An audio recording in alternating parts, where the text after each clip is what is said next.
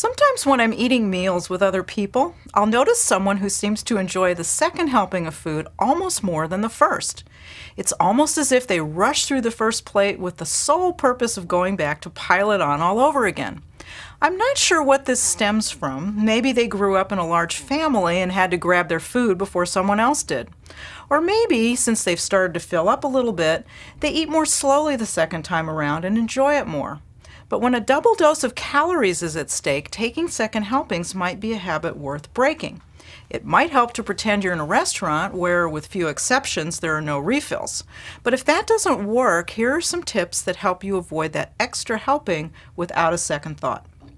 Avoid serving food at the table family style. When the serving dishes are there in front of you, you're much more likely to grab just a little bit more, and those extra spoonfuls can really add up.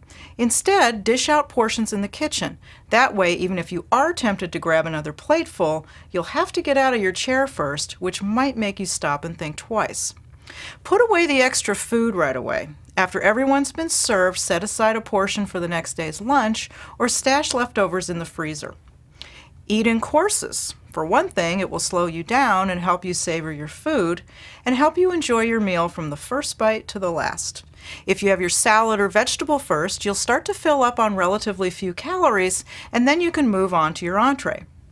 Focus on the food. Meals are more satisfying when they're enjoyable, which involves more than just the food itself. So put on some music, set the table, and make your meal attractive to look at. Try not to work, watch TV, or surf the net while you're eating. When you're doing other things, you're hardly focusing on your food and the meal won't be as satisfying.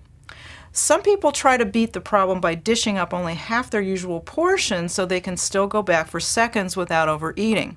If you're really diligent, this might work, but you aren't really breaking the habit since you're still going back for seconds. And while you might be careful to cut your portions in half at first, chances are pretty good that they'll creep back up to their former size and you'll be right back where you started.